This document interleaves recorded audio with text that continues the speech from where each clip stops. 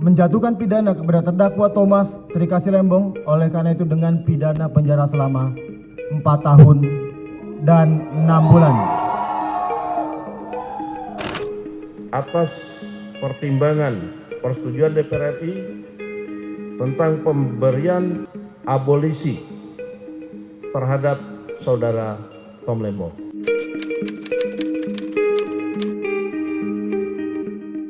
Penetapan tersangka yang mengundang kontroversi masyarakat hingga mendapatkan abolisi dari Presiden Prabowo Subianto. Apa yang sebenarnya terjadi pada kasus Tom Lembong? Kasus ini bermula saat Kejaksaan menetapkan Tom Lembong sebagai tersangka dalam kasus dugaan korupsi impor gula di Kementerian Perdagangan pada tahun 2015 sampai 2016. Tom Lembong ditangkap karena diduga memberikan izin kepada perusahaan swasta untuk mengimpor gula kristal mentah. Padahal, berdasarkan rapat koordinasi antar kementerian pada tanggal 12 Mei 2015, Indonesia mengalami surplus gula dan tidak membutuhkan impor. Selain itu, yang boleh diimpor oleh pemerintah hanyalah gula kristal putih yang siap dijual ke masyarakat, serta impor hanya boleh dilakukan oleh perusahaan BUMN. Pada saat itu, diduga kerugian negara mencapai sekitar 400 miliar.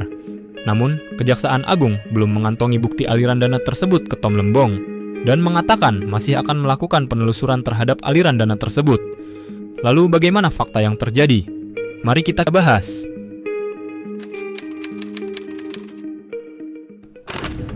Pertama, Pak Robert, di dalam Rakortas Kemenko Perekonomian tanggal 28 Desember 2015 yang Bapak hadiri, disimpulkan bahwa kita akan mengalami kekurangan gula sebesar 200.000 ton.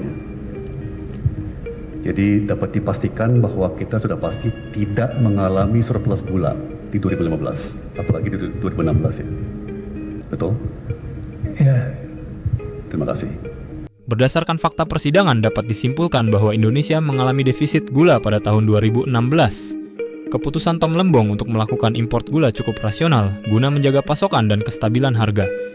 Impor gula kristal mentah menjadi opsi yang dipilih dibandingkan gula kristal putih atau gula siap konsumsi karena mempertimbangkan harga, efisiensi, dan membuka nilai tambah untuk diproses lebih lanjut di dalam negeri.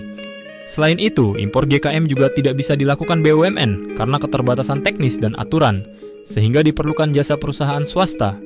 Berdasarkan aturan yang ada, swasta diperbolehkan impor GKM tetapi harus dilengkapi dengan rekomendasi formal dari Kemenperin yang pada kasus Tom Lembong itu tidak ada.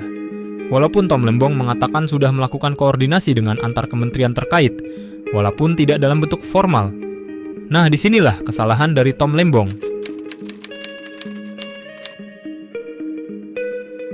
Yang paling menarik adalah keputusan pengadilan menjatuhkan vonis pidana penjara selama 4 tahun dan 6 bulan dan denda 750 juta rupiah sesuai dengan unsur yang ada pada pasal 2 Undang-Undang Pemberantasan Tipikor Junto, pasal 55 ayat 1 ke 1 KUHP. Dalam putusan hakim tersebut, Tom Lembong tidak terbukti adanya niat jahat, mens rea, dan tidak ada keuntungan pribadi. Selain itu, Tom Lembong juga menilai hakim mengabaikan diskresi yang seharusnya melekat pada kewenangan Menteri Perdagangan. Nah, menurut kalian, apakah ini dapat dikategorikan sebagai tindak pidana?